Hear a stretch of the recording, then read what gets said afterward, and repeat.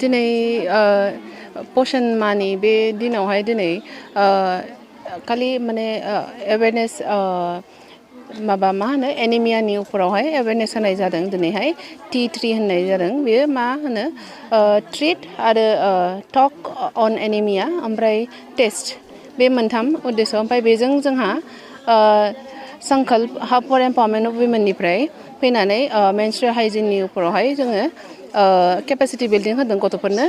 दिनै KGBBनि बे गथ'फोरनो जोङो केपासिटि बिल्डिं होबाय एवेयरनेस होबाय माबायदि मेनस्ट्रुरेल हाइजिननि टाइमावहाय माबायदि माबा लानांगौ माबायदि हाइजिनखौ मेनटेन खालामनांगौ हेल्थआवहाय मा बे टाइमावहाय मा जानांगौ भिटामिन मा लानांगौ स' बेफोरखौ लानानै दिनै एवेयरनेस खालामनाय जाबाय ओमफ्राय बिनि सायाव ओमफ्राय आरो जोङो पेड्सबो राननाय जादों दिनै ओमफ्राय मैगं मा जानांगौ बिनि उपरावहाय डेमनस्ट्रेशन होनायबो जादों बे टाइमाव मा जानांगौ मा जानाङा बेफोरबायदिखौ गथ'फोरनो खिन्थालांबाय ओमफ्राय आरो बेवहाय दिनै लगते दिनै माबाबो जोंनि हेल्थ डिपार्टमेन्टनिफ्रायबो CHO फैदोंमोन गथ'फोरखौ मोजाङैनो बुजायलांबाय गासिबो हेल्थ आरो हाइजिननि उपराव आरो एनिमिया जाबा मा प्रिभेन्सन लानांगौ मा जानांगौ माबायदि मेनटेन खालामनांगौ बेफोरखौ खिन्थालांबाय ओमफ्राय बेनि सायाव ओमफ्राय आरो जोंनि एजुकेशन डिपार्टमेन्टनिफ्राय DPO सारबो फैदोंमोन बेबो एसे बुंलांबाय गथ'फोरखौ खिन्थालांबाय गासिबो मानि थाखाय फैदोंमोन दिनै ससियेल वेलफेयार डिपार्टमेन्टनिफ्राय वुमेन एन्ड चाइल्ड डेभेलपमेन्ट डिपार्टमेन्टनिफ्राय मा प्रग्राम लाफैदोंमोन बेखौ सारा एसे माबालांबाय गथ'फोरनो खिन्थालांबाय दिनै बे प्रग्रामखौ औ लानाय जागोन जों माबा संकल्प हाब फर एम्पावरमेन्ट अफ वुमेननिफ्राय जोंना 100 days प्रग्राम सोलिगासिनो जुन मासनिफ्रायनो ओमफ्राय दा दिनैनि नैबे सप्तायावहाय जोंहा मेनस्ट्रुरेल हाइजिन मेनेजमेन्टनि उपराव प्रग्राम दंमोन स' जोङो दिनै पोषण माहजों इनकलाब खालामनानै दिनै बे प्रग्रामखौ लानाय जाबाय मेनस्ट्रुरेल हाइजिन मेनेजमेन्ट प्लास दिनै T3 एनिमियानि उपरावहाय लानाय जादों ओमफ्राय आरो नेक्स्ट विकआव जोङो आरो आलदा जायगायावबो खालामनाय जागोन एनिमिया टेस्टआथ' जालांबायानो थागोन पोषण माह नैबे फुरा मायाव आरो उनावबो जालांबाय थागोन बियो कन्टिनिउनो बे नङा कि दिनैनो बावनो जोब्बाय बे नङा दस्रायावबो जागोन आलदा गासिबो प्रजेक्टआवनो जागासिनो बे प्रग्रामा स' बे दिनैनि बे T3 माबाया एनिमियाया बे गासिबो प्रजेक्टआवनो सोलिदों आरो जोंबो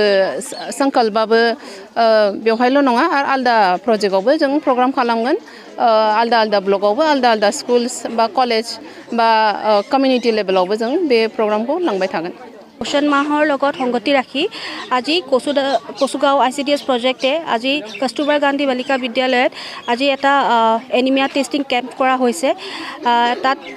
आमार 140 ছোৱালীয়ে আপোনাৰ টেষ্ট কৰাইছে হিমোগ্লোবিন টেষ্ট কৰিছে আৰু এটো আপোনাৰ আজি প্ৰগ্ৰামটো মেইন উদ্দেশ্যটো হৈছে যে যোনটো আমাৰ পোষণ মাহৰ মেইন উদ্দেশ্য যে মানে আপোনাৰ ধৰক এনিমিয়া টেষ্টিং আৰু আমি ট্ৰিট মানে এনিমিয়া প্ৰিভেনশ্যনৰ কাৰণে আমি যোনখিনি ষ্টেপ ল'ব লাগে সেইখিনি লগত আমি উদ্দেশ্য ৰাখি কিনে আৰু এইখিনি প্ৰগ্ৰাম আজি আমাৰ হেল্থ ডিপাৰ্টমেণ্ট লগতে এডুকেশ্যন ডিপাৰ্টমেণ্টৰ লগত ইন কলাবৰেশ্যন কোচুগাঁও ICDS প্ৰজেক্টে সেইটো আজি লৈছে আৰু লগতে ইয়াত আজি আমাৰ সংকল্প যোনটো আপোনাৰ হেৰি হয় hub for empowerment of women হেতু আজি তেখেতসকলেও আজি ইয়াত আমাৰ যোনখিনি ক্লাছ 9ৰ পৰা 12 লৈকে যোনখিনি ছোৱালী আছে কিশোৰী আছে সিহঁতক আজি মেনষ্ট্ৰুৰেশ্যন হাইজিনৰ ওপৰত আজি এটা সেশন লয় এৱেৰনেছ সেশন দিয়ে আৰু লগতে আজি বিভিন্ন ধৰণৰ শাক পাচলি আইৰণ ৰিচ যোনখিনি আমাৰ খাদ্য প্ৰণালী আছে সেইখিনি আমাৰ মানে কেনেকৈ কি খাব লাগে আমি আইৰণ আমাৰ যাতে প্ৰিভেন্ট কৰিব পাৰোঁ সেইখিনি ওপৰতো এটা জাষ্ট এক্সিবিশ্যনৰ টাইপ হ'ল আৰু লগতে ইয়াত মানে ধৰক এডুকেশ্যন ডিপাৰ্টমেণ্ট হেল্থ ডিপাৰ্টমেণ্টৰ পৰাও বিষয়ববীয়াসকল আহি কিনে